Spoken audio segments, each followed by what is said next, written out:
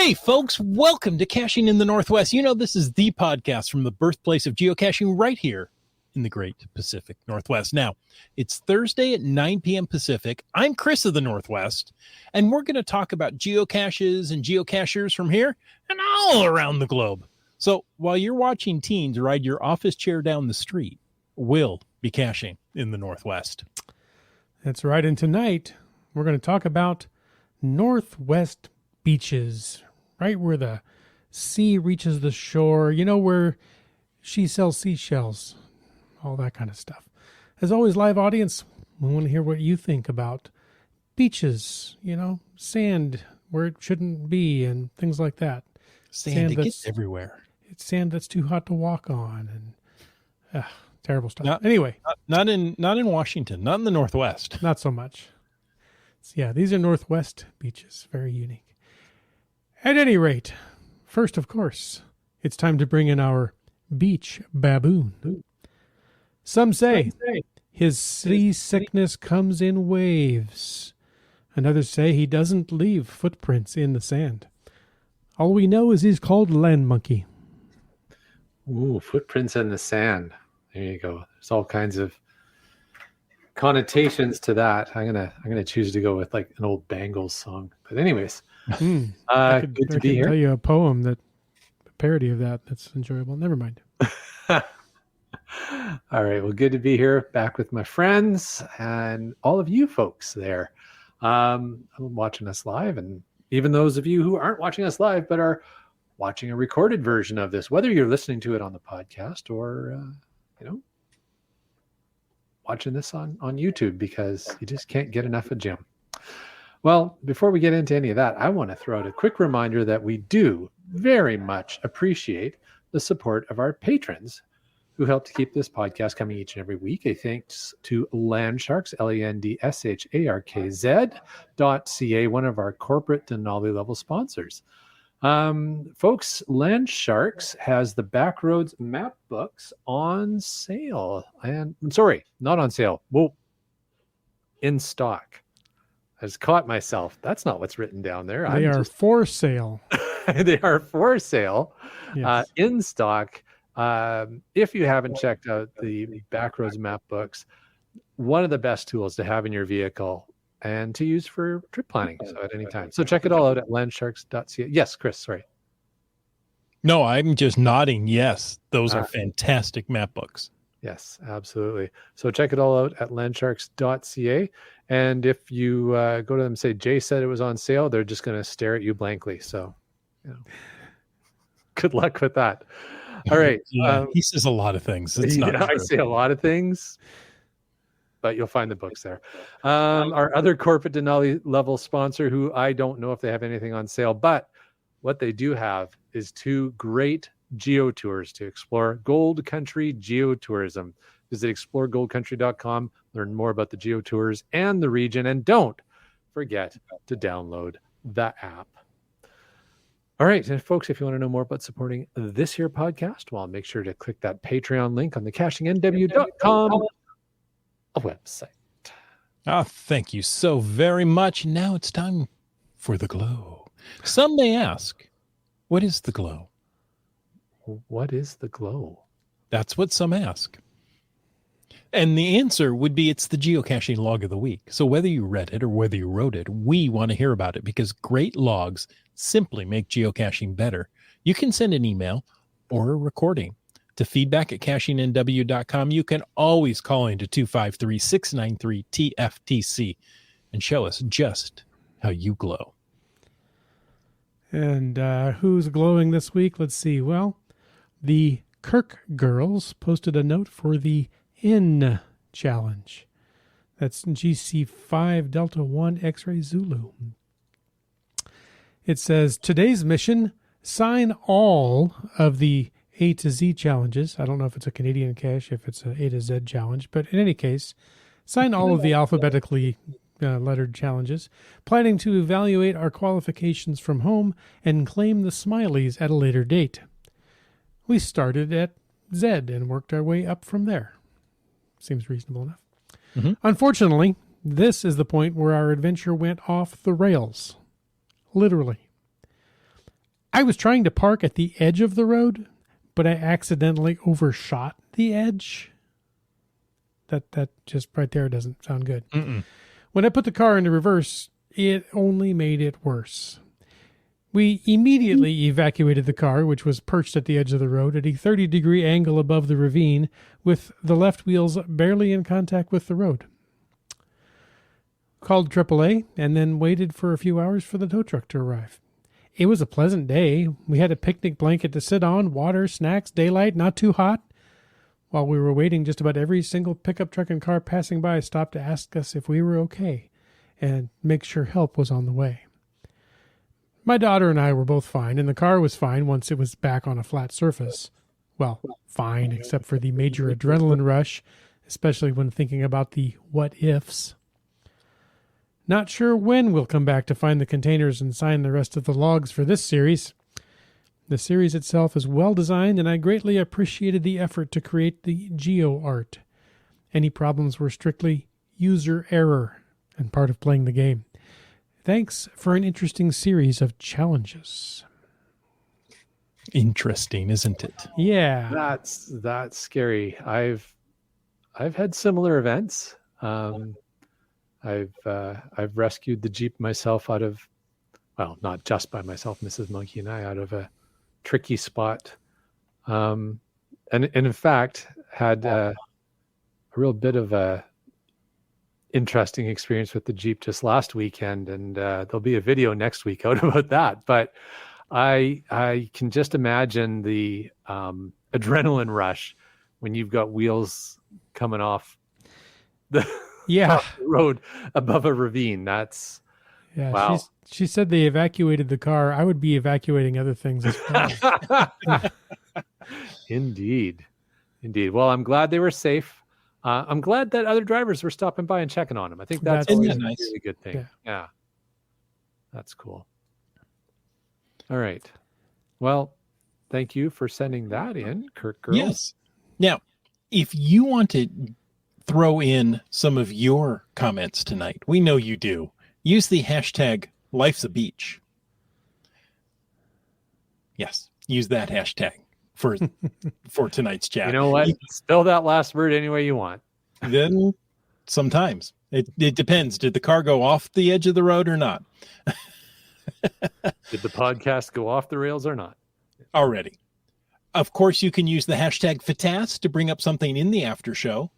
And you can use the dual hashtags podcast baking and podcast drinking to tell us what you're cooking and sipping on tonight. Very nice. Very nice. All right. Well, we got a little bit of news here. Let's jump right into that. The wheel of challenges has been spun, and it has landed on tick, tick, tick, tick, tick, tick, tick, boom, tick, tick, tick. All right. And thank you. There you go. And it has landed on out and a boot. So this challenge is all about seeing how Canadian you can be. No, it's not. This challenge is all about seeing how many days you can get outside and find a geocache. So yeah, I guess how Canadian you can be. From June 5th to July 2nd, you will have the chance to earn 3. It's back up to 3 again, folks. Shiny souvenirs for your digital souvenir shelf. They are the easy, medium, or hard levels of the challenge. For easy, you earn the souvenir by finding a cache on 5 different days. Well, that's easy. All right. I think we can all accomplish that one. So let's consider that one in the bag. For medium, you need to go out during that period of June 5th to July 2nd and log a find on 10 different days. All right. Taking it up a notch there. And the hard souvenir. Well, if you want that hard souvenir, you have to go out between June 5th and July 2nd on 20 different days and log a find. So challenge yourself to get outside, explore the outdoors, and earn some new shiny souvenirs. Nice.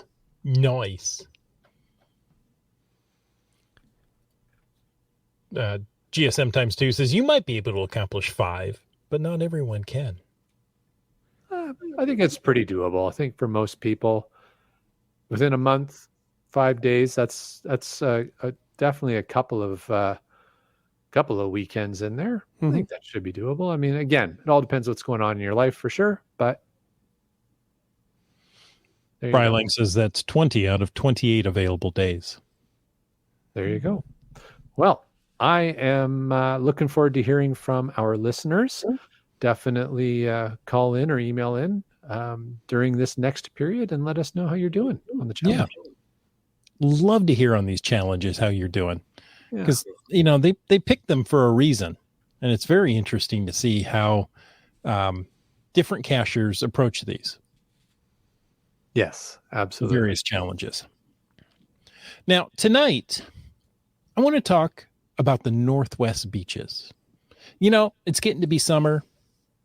The kids are going to get out of school. What better thing to do than to travel the NorthWest beaches? Now, as I was looking at the map, I noticed I kind of followed Highway 101 out of Olympia as it went up and around the Horn of Washington there and down into Oregon. And I noticed the number of caches, the difference in the number of caches there along the Washington coast and up along Vancouver Island. I was going to ask if you included British Columbia in there. I did not in this one. We can talk about, excuse me. I'm sorry. I made a mistake. I see your eyes. Well, you're talking about the NorthWest beaches, and then you're just gonna just completely ignore probably the largest part of the Northwest. Fine, let's start there. How would you like to talk about that? But the number of, I don't want to say power trails, but the number of trails of caches there along the coast is just absolutely incredible. Yeah, absolutely. Obviously, they're all along the hiking trails. Now, what area of Vancouver Island would you describe that as, Land Monkey? Well, I mean, it depends. There's so many different, like the Vancouver Island has so much coastline with tons of little beaches. So it's whether you're going for a hike along a beach, so along like the Juan de Fuca trail, or the West Coast Trail a little bit higher up the island, or whether you're just going for a drive and popping out onto the little beaches here and there. There's so many communities that have and I've experienced the same throughout Washington State in the coastal areas, but Vancouver Island, basically so many communities where you basically you're driving through the community and there's a beach access, there's a beach access, there's a beach access, and everyone has a cache. So tons and tons of opportunities. Where else up there in the frozen north do you like to go to the beach? Well, you do have to bring the appropriate tools to break the ice when you go to the beach any time of the year here. But definitely, even just in this Metro Vancouver area, there's some wonderful beach areas all around Vancouver, from White Rock, which is at the border with Washington State, and you just start following it along, and you're going to find tons and tons of places. And yeah, as Brian Lang says, always travel with an ice pick in Canada. Absolutely. Well, and we should mention that, even though it can be 80 or 90 degrees Fahrenheit, if it was Celsius, we would have a different problem. Yes. But the water doesn't get that warm, right? It stays right around 45 degrees Fahrenheit year round. So, when it's hot and you think, let's just go to the water and cool off. Oh, you'll cool off. Okay. Cramp up. Yeah. So just be prepared for that. And remember that the water doesn't get as warm as the air. Does not. All right. Just opposite of Vancouver Island is Port Angeles. Lovely area. I like going there. It's located on the Olympic Peninsula. It's a gateway to the Olympic National Park and some of its pristine coastline. The town offers a variety of accommodations. It's one of the two places really to stay on the Olympic Peninsula, you're going to stay in Port Angeles or you're going to stay in Forks. Those are about the two towns to stay in. Oh, there's a lot of little places in between, but to have any, decent selection and if you're just planning on the go, these are the two towns you probably stay in. Again, you got Olympic National Park right there that, Port Angeles is the entrance to it for all intents and purposes. Hurricane Ridge, which unfortunately just had a fire. Oh no. At the lodge there. So Hurricane Ridge is currently closed and they don't have an idea when they're going to open it again. Wow. But that's a beautiful viewpoint. I assume all of Hurricane Ridge is closed. Now, some people look at Hurricane Ridge and say that's just the lodge, but there's also that viewpoint.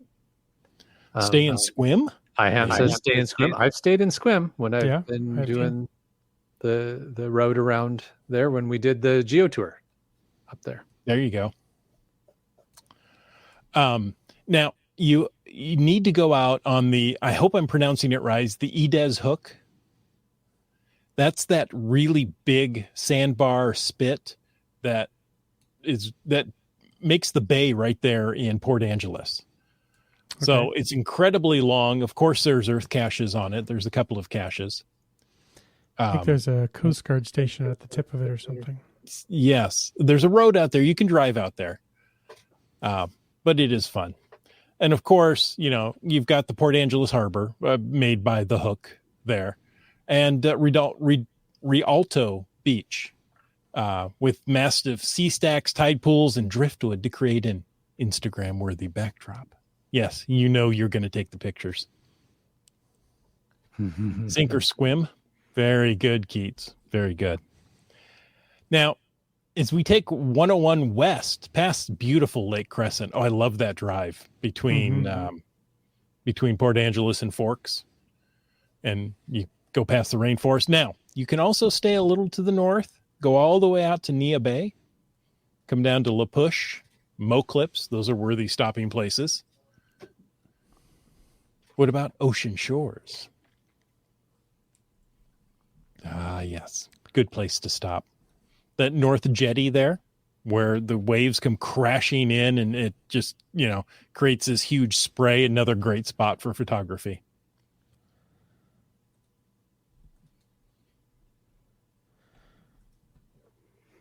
All right.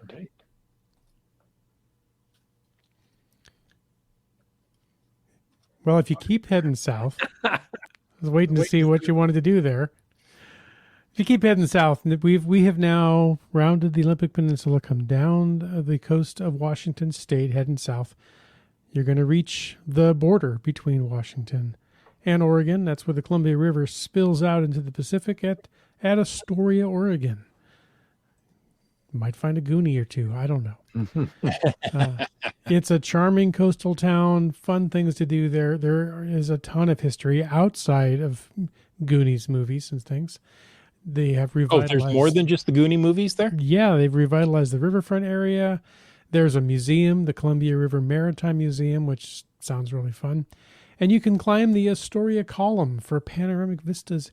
And what I'm told is the easiest virtual cache you'll ever find. Is that open again? I don't know. Now, granted, my information is years old. The last time we visited the column to do the virtual, but it was actually closed for construction. I'm sure it's probably got to be open by now. Well, I think you've been there more recently than I have, so I could not tell you. And isn't there some sort of thing about they fly paper airplanes from the column? Yes. Like it's some sort of event? Okay. Yes. It's 164 steps to the top. And yes, you can fly paper airplanes or the old balsa wood gliders. Oh, yes. Off of the top there. I was shocked. I climbed all the way to the top of the column. And then I decided to look at my phone, right? Oh, yeah, I bet there's a virtual cache here. All you have to do is be at the column. You don't have to climb to the top to claim it. And nice. It's an old virtual, right? Okay. So no pictures required. Just, you were there. Done. You've claimed it. Wow. Oh. Wow. Okay. That's it. That's easy peasy. Yeah, IHAM says balsa gliders. Oh, yes. Very cool. So you don't have to climb the column, but if you're there, don't miss climb out. the Go up column. there and do it. Yeah. Oh, such a better view. Yeah, Yeah. totally worth it. Until you're about 80 steps into the 160, and you're like, why did I do this? Well, at that point, you're halfway there and you're committed. Or you should be. You can take the fire pole down, can't you? There is a quick way down, Yeah. same way with the balsa wood Once. gliders. Right. You Yeah, you don't need a lot more balsa wood. You don't have as much lift. Oh, Let's just put it that way. All right. Well, when you're done there, you might want to head over to Fort Stevens. That was an active military installation from the 1860s all the way up to 1947. And it did play a crucial role in the defense of the Columbia River and the Oregon coast. now this next part, I was shocked when I learned the history of Fort Stevens. Yeah, well, 1860s, that's U.S. Civil War Yeah. time frame. And that's when this was built. It protected the mouth of the Columbia from potential attacks by Confederate naval forces, believe it or not. Right? Well, hold on a minute. Was any part of the West Pacific coast of the U.S. Confederate during the Civil War? Well, no, but there could be a boat that came up there. Because Fort Stevens defended it. Hello. That's why There was was no such- issue. Fort of the Civil War. That's why there was never a second front opened. Yeah.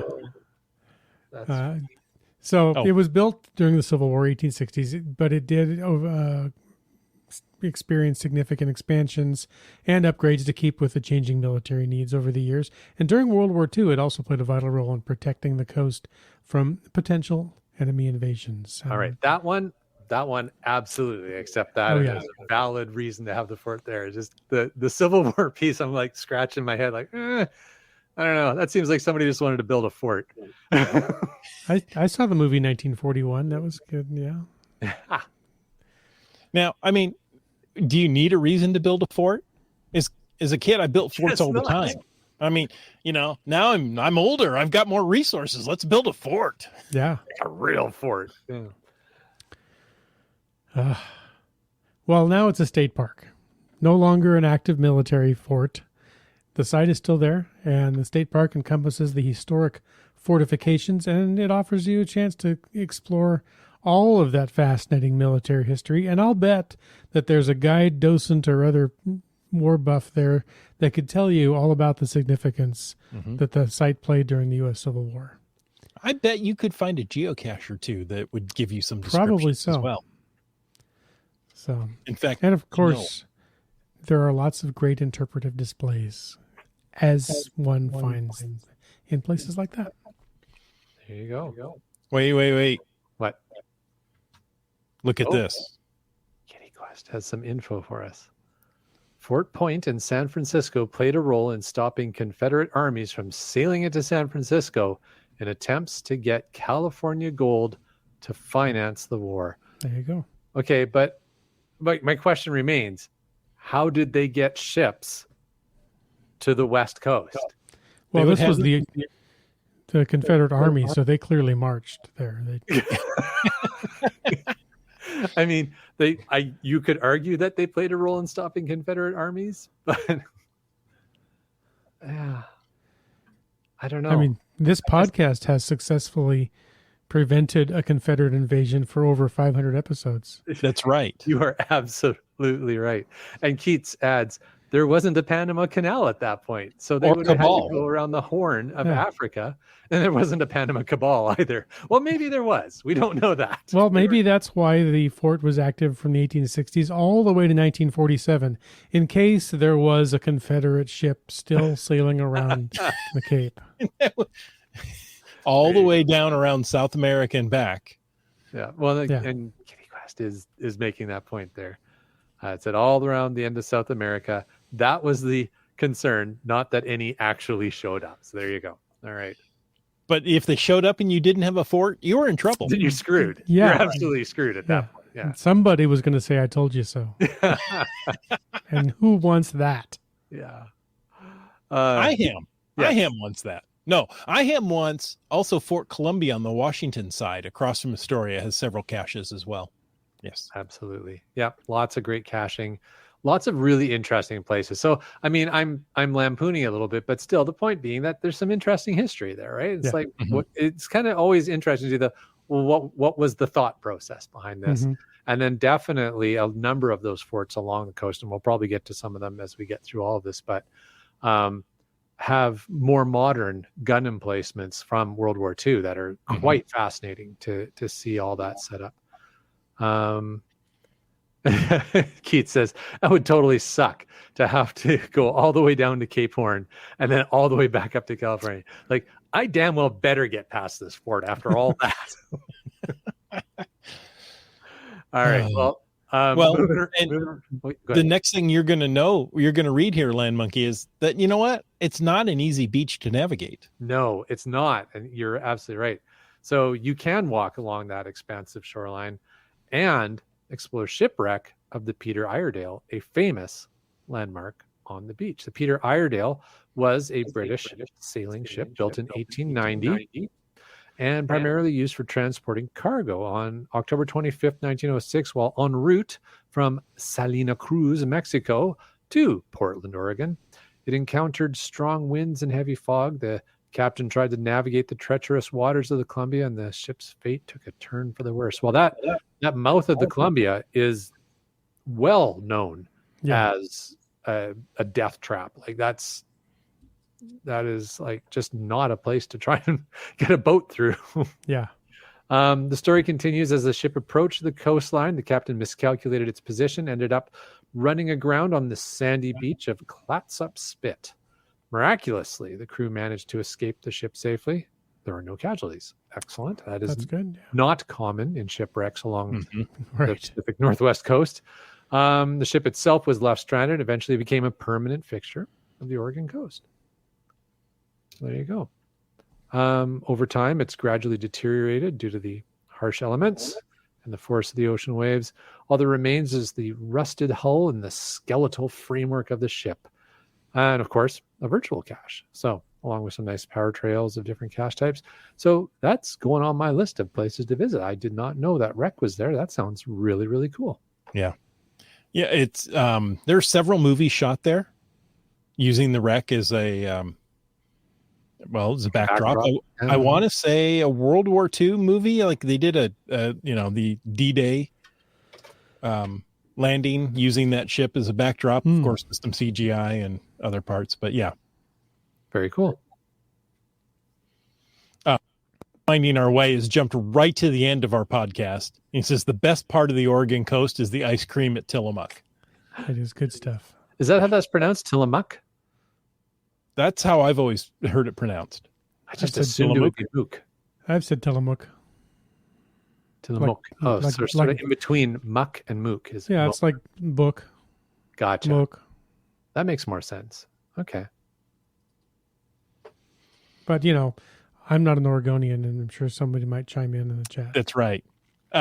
Actually, Komakino is going to help us out with the Oregonian pronunciations. Yes. Since Anyway, the next stop as you go down is going to be, about Seaside. And that's another one of those great family-friendly destinations. It's got a charming promenade. Beachfront shops and arcades and an amusement park. I didn't know about the Seaside Amusement Park. So you need to go on the promenade. You need to explore some things. While you're there, take just a moment and look at the Lewis and Clark Salt Works. It's a replica of the Lewis and Clark Salt Works, reconstructed, that represents the core of Discovery's efforts to extract salt from seawater during their historic expedition. So, Komakino goes, "Oh, heavens, no." He's not going to do any proper pronunciation. But the Salt Works, I thought, I came across it oddly enough because of geocaching. And it's just a small lot. but it's got a couple of plaques there to tell you about the history of it. And they stopped to get salt because salt is, or was, well, still somewhat is, incredibly important for preserving food. Right. So as they're traveling along, they need the salt to preserve their meat and their vegetables that they have. So it wasn't that they were trying to get fresh water by removing the salt from the water. It was they were trying to get salt. They were removing the water to get the salt. Gotcha. So it wasn't a desalination plant. It was a dewatering plant. I don't know. Dehydration plant. Yeah. Dehydration plant to get the salt. Yeah. Yeah. He says a small Lot. I would have thought it was Lot's wife being salt, but... At least a pillar. Yeah. Ooh, that was a good one. That was there are a couple of power trails between Seaside to the north and Cannon Beach to the south. Here's one from Oceanic 815. They found Woody. I bet they did. Local law enforcement. It's about time you got here. Gentlemen, that is GC 4FJ6A. I made this way too high a terrain rating. After this one, I carefully followed the directions. LOL. Headed out to Cannon Beach area with my wife and daughter to do some birding and hiking, and of course, geocaching. Found a wonderful series in Ecola State Park. Careful how you pronounce that. Ecola. Ecola.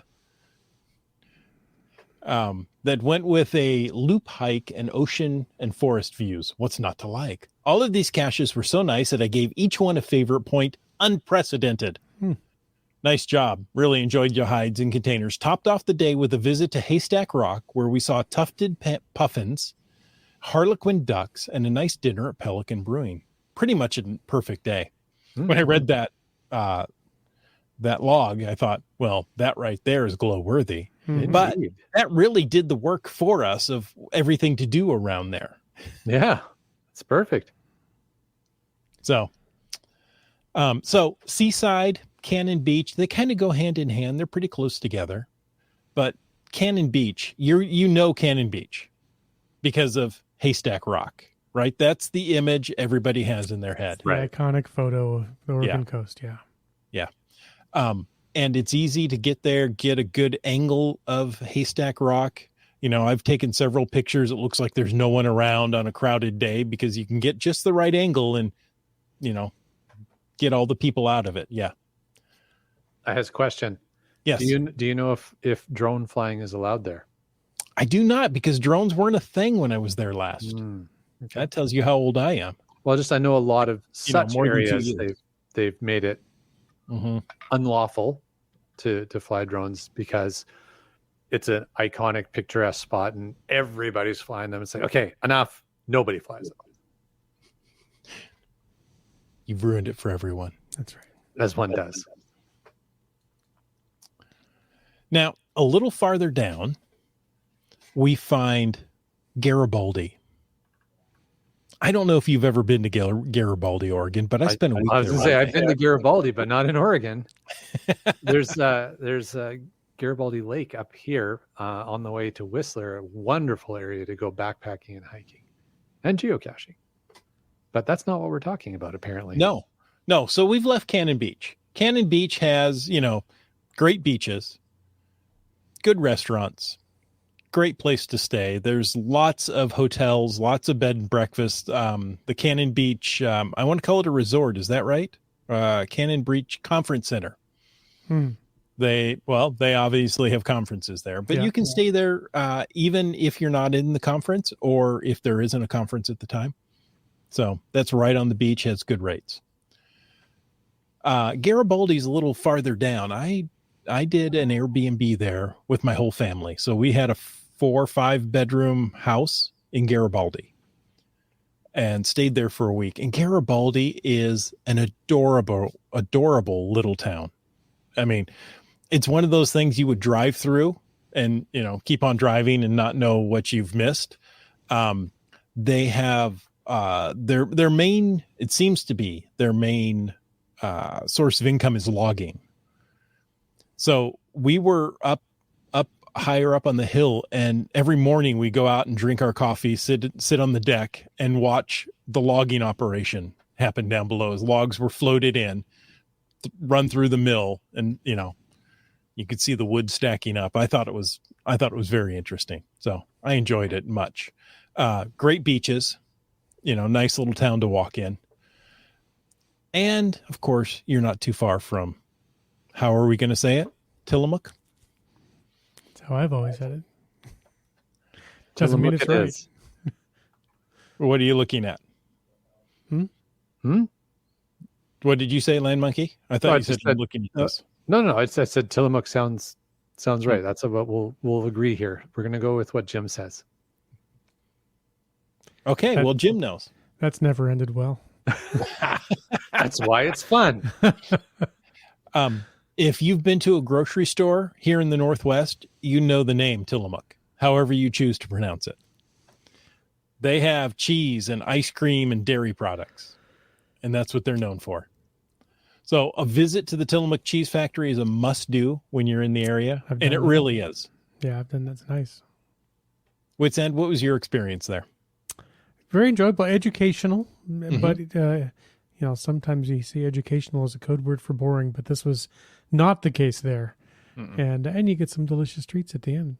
It has a nice personality. Yes, I do.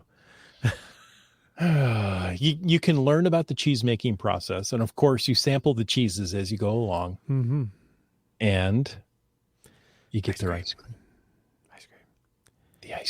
The ice cream is why you go. I mean, yeah, you're learning about the cheese. Come for the cheese, stay for the ice cream. And get your picture there in a VW bus. They have Last time I was there, I still owned a VW bus. Okay, you're going to have to explain this VW bus picture thing. In the lobby in the area, the Tillamook Cheese Factory is quite voluminous. They've got a lot of space in there, and they have. Is it a full size or is it like just the front end? I don't remember of the Volkswagen bus. I want to say it's at least half of the Volkswagen bus. And you just walk in, right? You can walk in and walk out. So there are no doors. You can stand in there. And then, of course, there's a nice scene behind you to get a picture. I like it. All right. You're definitely selling this whole area very well for me anyways. Oregon Coast is fun. And it's funny because it's really an area we've just not made it to yet. And of all the places we've explored and discovered in the Northwest and beyond, for some reason, it just haven't made it there yet. I've not made it there since I've been a geocacher. So it's been a long time since I've been there. Maybe somebody just needs to invite us down, Jim. Maybe we just need to do like a Caching the Northwest weekend in the Oregon Coast. Ooh, I'm all for that. Brian Lang says, praise cheese. Keith says it's cheesy ice cream. It could be. Yeah. CRS 98 says the best cheese in the Northwest. Also a cool aerodome for dirigibles. And that's what I want to talk about next. That just rolls off the tongue, doesn't it, Chris? Yes, it does. An aerodome for dirigibles. By the way, before we get off of cheese. Yes. Just finding our way. Says there's another creamery in Tillamook that makes a positively wonderful smoked brie. Ooh. I think it's called the Blue Heron, but I'm not positive. That sounds yummy. Should we keep going with Brylang here? I recommend the Lost Boys cache, not too far from Tillamook and Seaside. Okay. We got a GC code, yes. GCPWC5. Oh, that's a 4-digit cache. That's an oldie. But you need a very low tide to access the cache. So while you're waiting for the low tide, go get some cheese and ice cream. All right. Well, that sounds like that would be a glow. Have we done a glow? I think we've done a glow for that cache before. Sounds familiar. Yes, I got a thumbs up from behind the scenes. We have done a glow for that cache. Let's say if there's a tide involved, let's send Dora more because I think she has experience with tides. Just the wrong end of the tides. Oh, right. Sorry. The tides of March. Yeah. Beware them. So in Tillamook is also the Air Museum. as you probably guessed by the aerodrome. Aerodrome, yeah. Aerodrome. It's a former U.S. Navy air station that housed a former blimp hangar. Obviously, you have a blimp hangar. It's hangar B. B for blimp. It is the largest clear span wooden structure in the world. Wow. That would be cool to see. Just onto the construction itself, the architecture itself would be interesting. Now, I thought the Tacoma Dome was the largest wooden, I guess it's the largest wooden dome structure. I'm not sure what a clear span wooden structure is.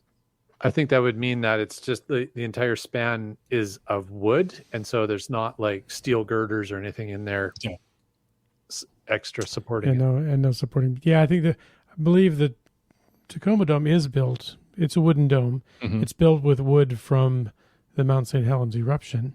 Right. By the way, but I think it has metal hubs or attaching points. Oh, gotcha. That's my hunch, is that this being a completely, it's, I don't know, post and timber, wooden pegs, mortise tenon kind of construction. That would be my guess.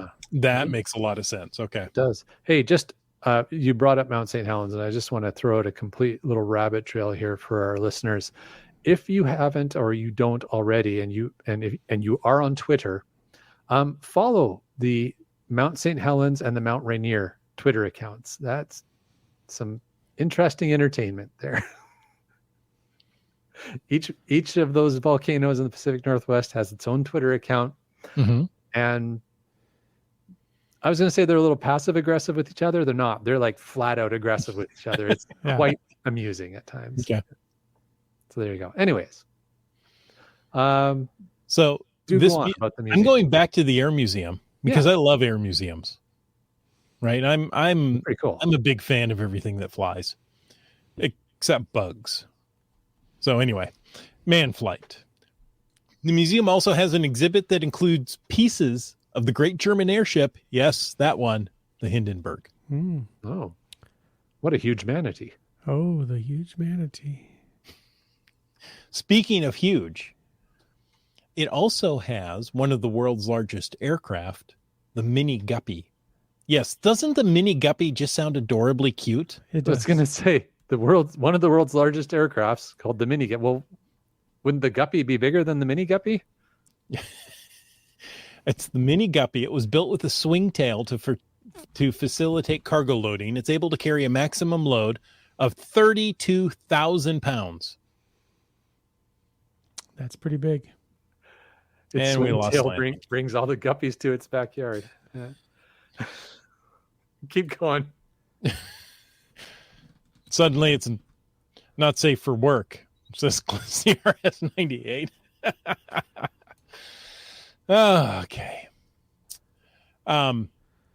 This thing is huge. It can cruise at 250 miles an hour. Its cargo bay is 18 feet in diameter. That's 5.5 meters with a maximum length of 91.6 feet, or, you ready for this? Almost 28 meters long. It's pretty long. It's huge. Now, I remember this being used for space shuttle parts, like solid rocket boosters and that being moved around the country.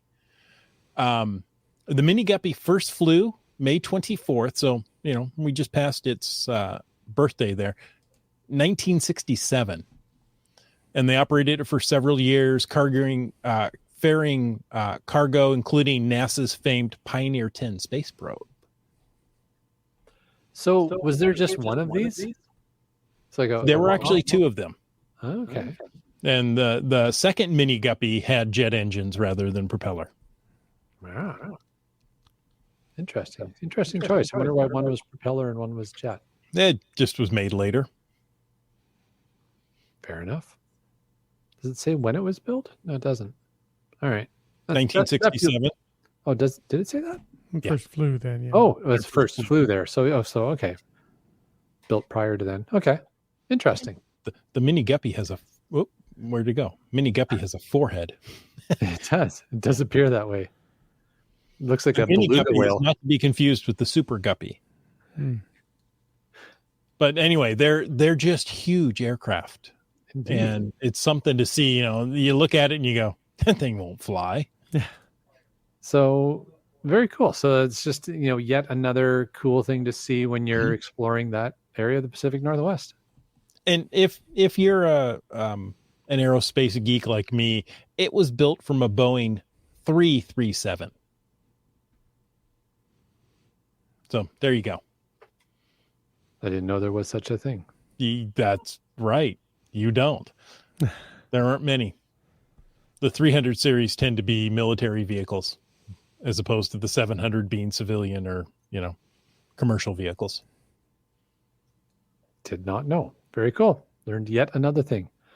So very cool. Lots of interesting places to explore, working your way from just outside of Vancouver or over on Vancouver Island. And, I think one of the other things is if you're going to do this, if you're going to make an adventure and either go south to north or north to south and do a geocaching adventure all along the coastline, first of all, we'd love to hear about it. So tell us about either if you've done it or you're planning it. It would be really cool.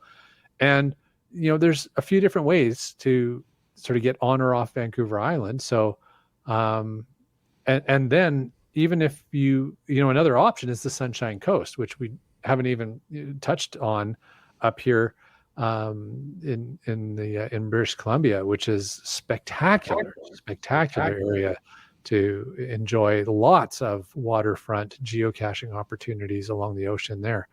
And that's where Molly's Reach of Beachcombers fame is. Oh, nice. So yeah, I guess I'd be just really interested to hear if any of our listeners, if you've done an adventure like this up and down the coast or are planning one, write in or call in. Let us know. CRS98 says, when are we getting to the part where they blow up the whale in Oregon? Over to you, Jim.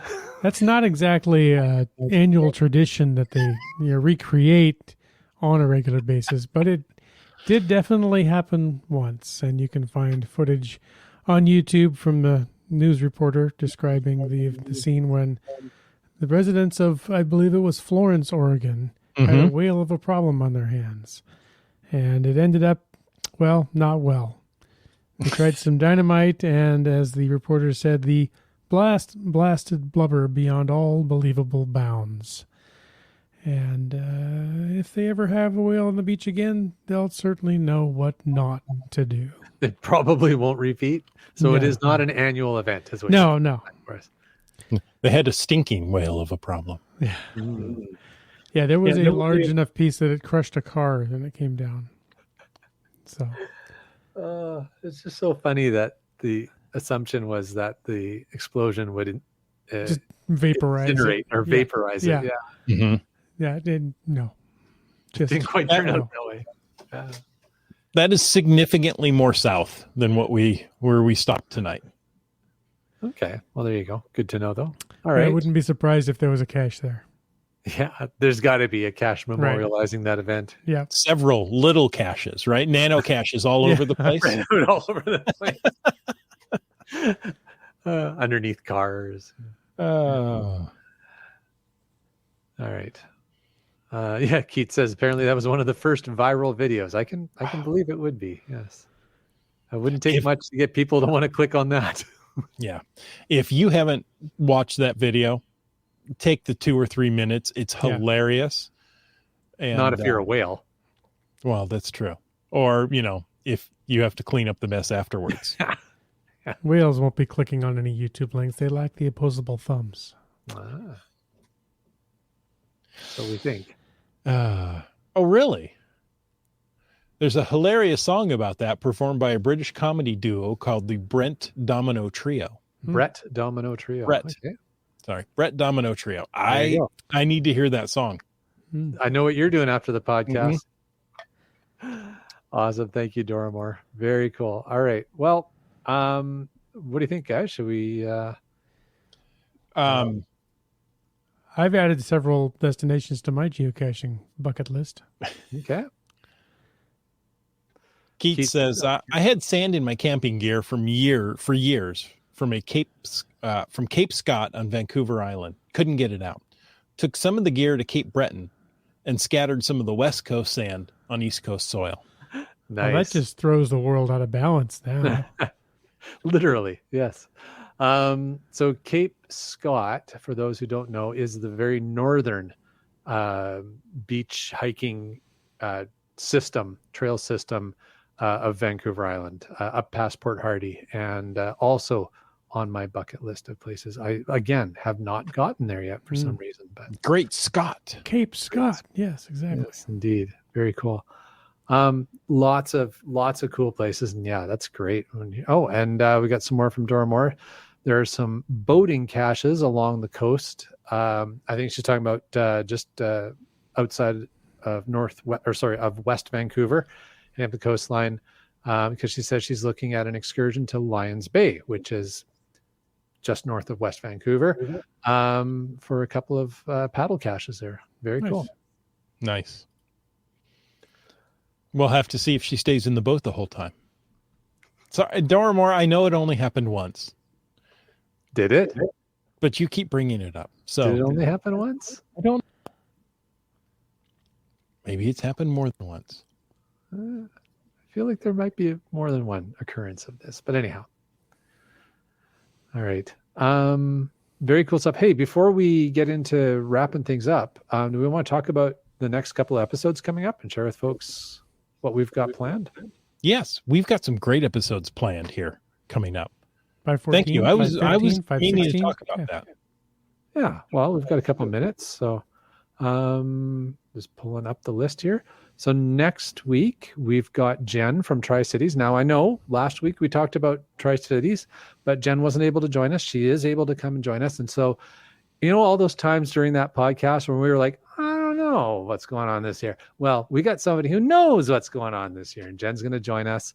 We may even get some spoilers of the coinage. Not sure, but Yeah, I'm hoping so. we'll see what she can do for us. But definitely she's going to let us know for sure what's going on with the events and give us all kinds of inside scoops. So that'll be fantastic. So that's next week, June 8th. June 15th. Chris, who's coming on the show June 15th? I don't know. No. Oh, I thought you had the list up as well. I do. The man who had to deal with an echo. That's where you were going with that. Okay. Brian Roth is coming back to talk to us about all the changes going on with the pricing at geocaching.com. And of course, some great strategies to help you save some money as well. Mm-hmm.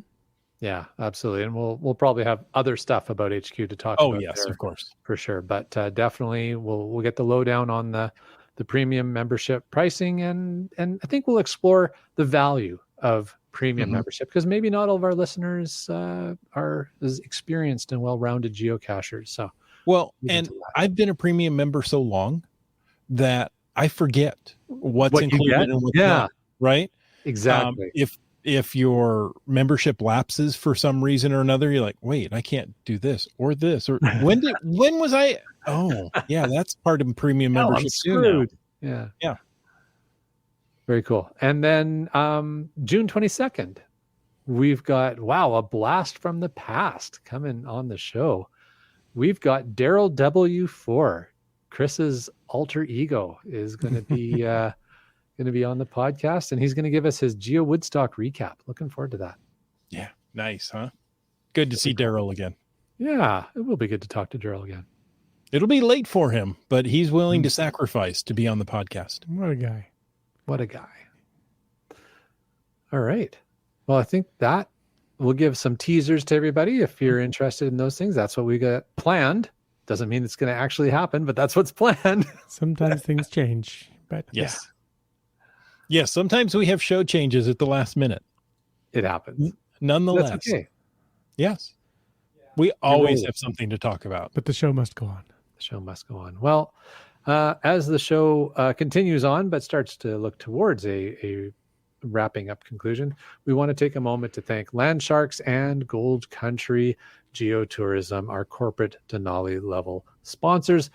Landsharks.ca is the outdoor adventure and geocaching store. Check them out online. And remember that they are shipping those online orders daily. And as always, for absolutely amazing geocaching adventures, check out exploregoldcountry.com, and don't forget to download the app. We want to thank all of our faithful Denali level supporters: Landsharks, Gold Country Geotourism, Team Squirrel, Groovy Owl, and Cashly, the geocaching app. And folks, if you want to know more about supporting this right here, this very podcast you are enjoying at this moment, well, all you have to do is click on that Patreon link on the cashingnw.com a website. Like UDAC did. And geocaches. And just finding our way. And the Camp Clan. Log work. RAR 285. Whidbey Island Gal. There's some beaches we didn't talk about. Oh, yeah. Limax. You Talks to Rocks. GeoNav Pro. GSM times 2. Spilly Drinker on a trip right now. Wet Coaster. Peach of Washington. Seebeck Tribe. Boomer 365. Subway Mark. Trexzer. BC Rock Crawler. Kid Vegas 19. Kitty Quest. Antaeus. Skyhawker. Sege Hove. MC3 Cats. Hey, contributor to the chat tonight, CRS 98. Hackerdoc. Genies. J-Car. LG 9000. Korsgott. Broncos fan for life. Alarobrick. Kev MacD. Ari. 5, 4, 3, 2, 1. She won't talk about her water experiences. It'd be Dora Moore. And M-Nerve. Flagman. B. Pendragon. Wino Seattle. Just Carlo. I'm going to try it for lunch tomorrow. Gas station tuna. That was nice knowing you. Green Words. You might have more than just green words with gas station tuna. And Team Noltex. Folks, thanks for tuning in. And thank you for taking the time to listen to this episode of Caching in the Northwest. Now, here's a segment we haven't done in a bit. The At Last. Yes, this is a segment where you, the listener, gets to learn a little more about the host through some questions that you wouldn't normally ask, or maybe they're your normal icebreakers. We're not sure. The question this evening is, what would you do if you were invisible for a day? You mean I'm not? Sometimes I feel like I am. Mm-hmm. There we go. Interesting. So Komakino remembers this segment. what will I do now?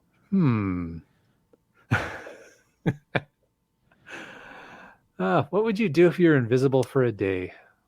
You know, I mean- everybody has all kinds of answers for this when they're 6.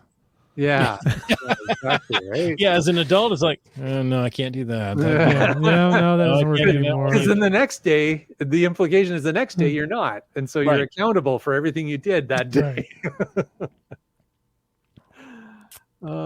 Invisible for a day. I don't know. You know, again, this is like you say, it's like if you're, Keats, walk with bears and wolves. Interesting. I don't know. I think they'd smell you. That's what I was just thinking. I'm Yeah. not sure that's going to help, but interesting idea. Yeah, well, the answer that pops in your head, I think, is to go somewhere where you're not normally allowed to go. Yeah. Right. You know, behind the scenes at an amusement park, or Walk I don't out on know, the field in the baseball diamond or something. yeah, stuff like Mariners that. game. That nobody, yeah. But I don't know. Then all of a sudden, when the ball drops in a really weird pattern and there's blood on the grass, all of a sudden, it's like, Could be where a did that problem. come from? I don't know. And how come the outfielders keep tripping when they run over this direction? And better watch out when you're crossing the street. Ooh, Yes. yeah.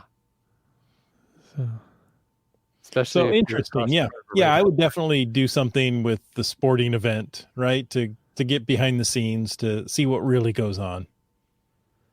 Yeah, I like that one.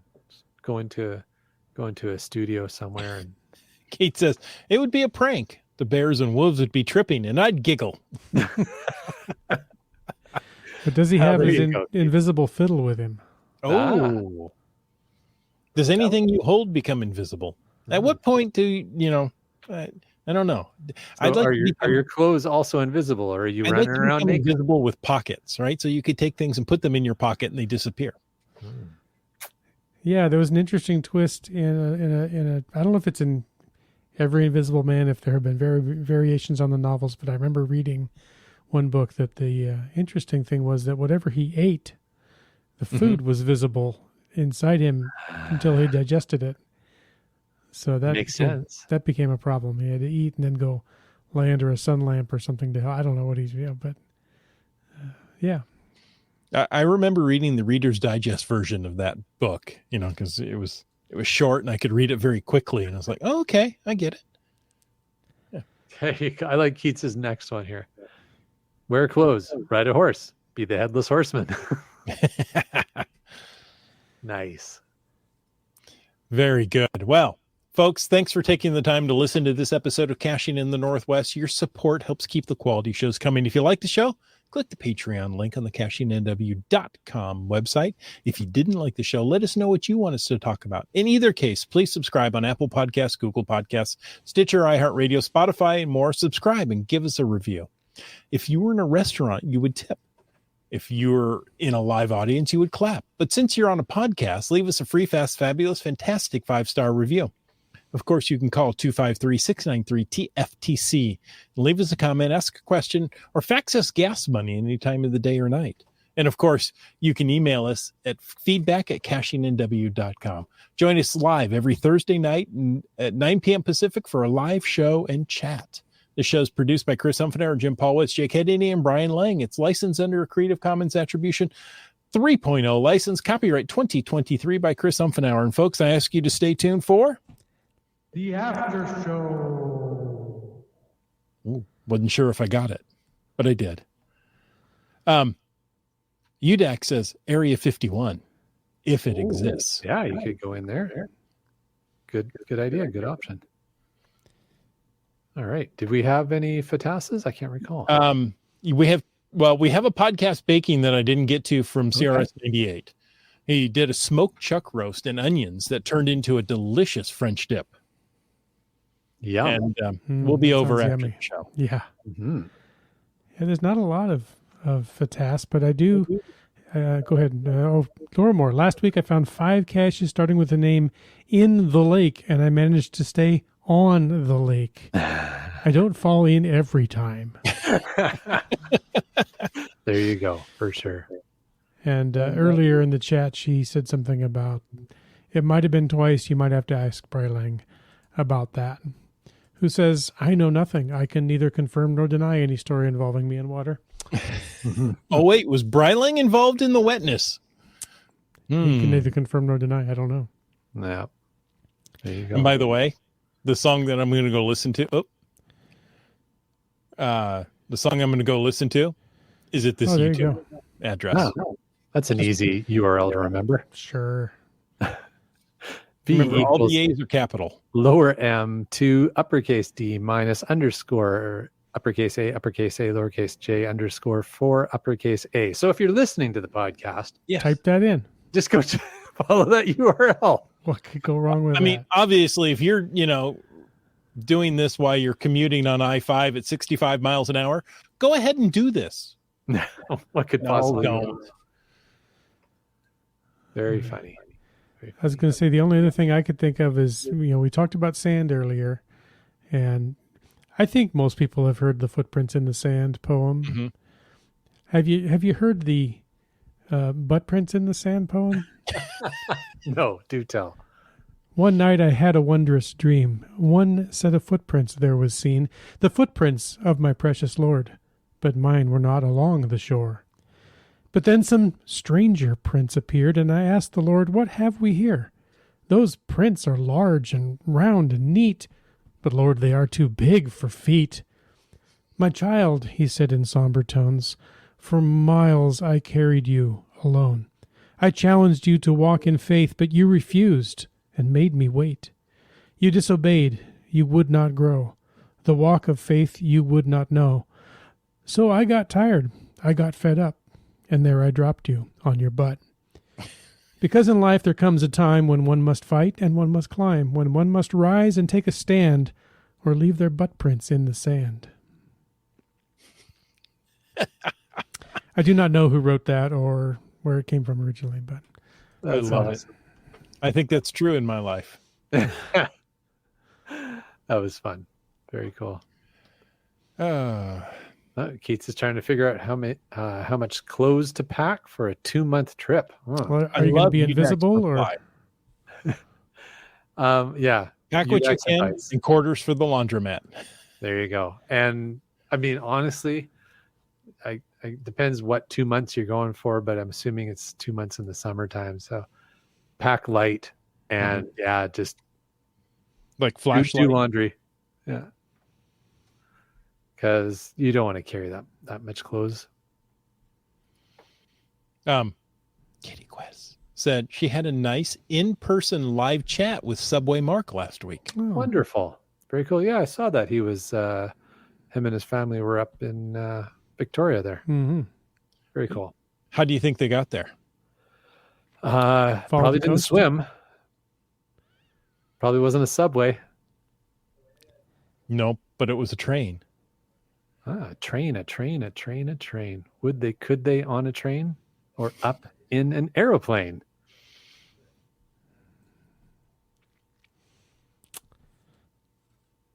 Not by train, she says. What? Not by train? Not by train. This is not the Subway Mark I know. I want to know what happened to Subway Mark. Exactly. Thank you, Brian.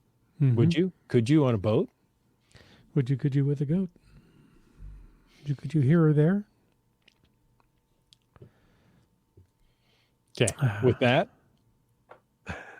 I'm getting train PTSD, guys. Sorry. Okay. Folks, thanks so much for joining us. And until next week, get out and get caching in the Northwest.